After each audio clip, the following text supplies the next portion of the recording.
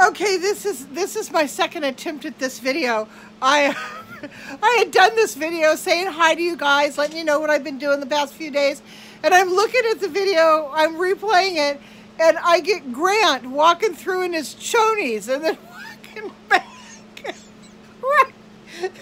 He said at least he wasn't full nude. So anyhow, here we go again. So, what have I been doing? Well, I just got back from Abigail's house. We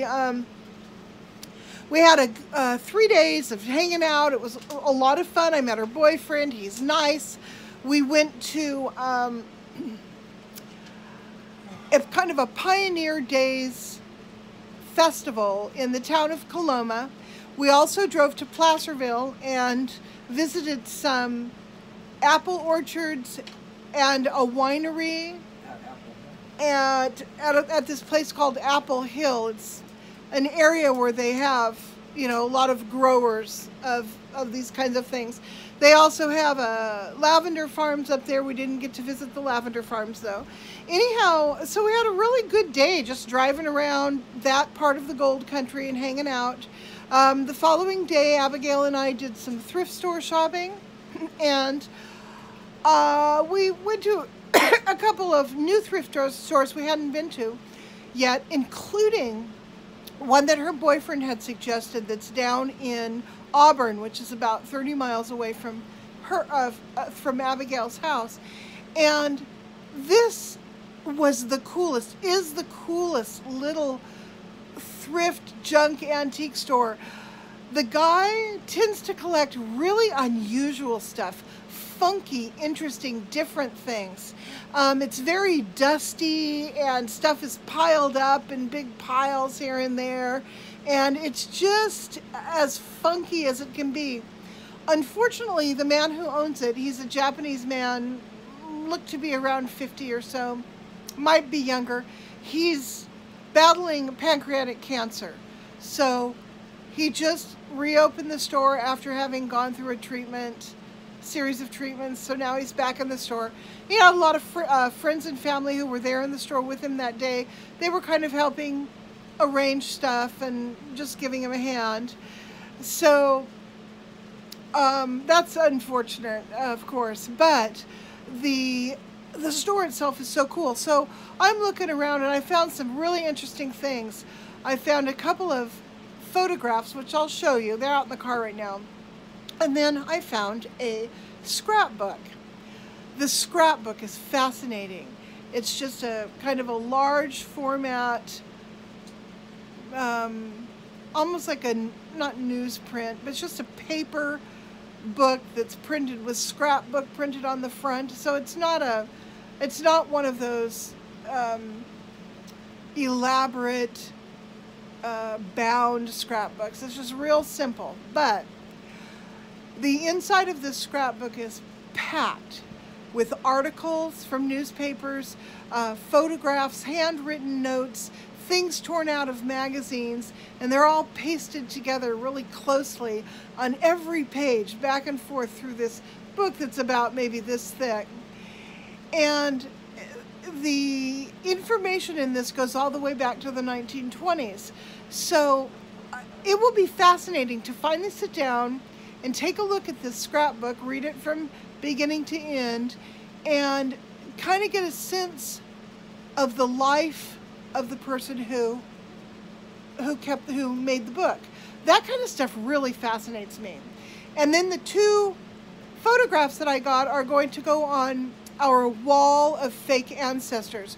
Grant and I have a little cubby hole in the house where we're going to hang all these old photographs of people we don't know, and that's going to be our hall of fake ancestors.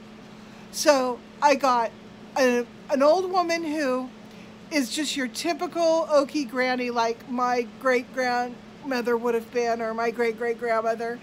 And then I got another photo of this kind of prim-looking woman who's holding a book. She looks like somebody's, you know, spinster aunt who went to college and studied law back in 1880. And I thought she was just adorable. So I got those two photos, and they'll go on the wall of fake ancestors. as well. So anyhow, we had a lot of fun, and then the following day we just sat around, watched the news and talked and just hung out until it was time for me to drive home. So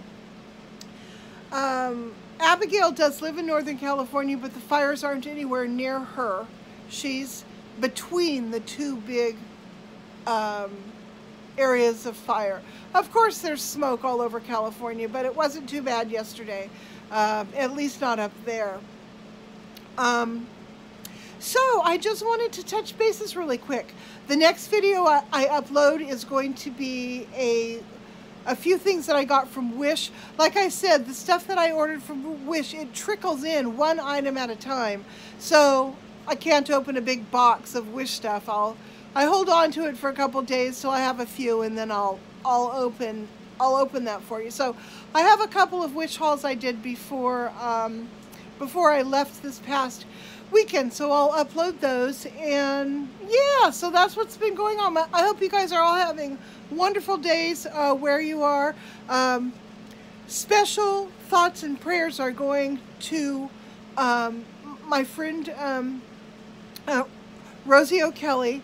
She and her girlfriend Jen both live in Santa Rosa, and although their home wasn't burned, the fire came right through that area. They were on evacuation orders. I don't think they evacuated yet, but the fires aren't done, so it's hard to tell what's going to happen.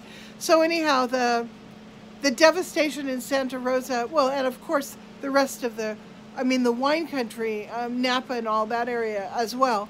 But the devastation over there in that part of California it's hard to believe. It's hard to wrap your mind around. It's so big.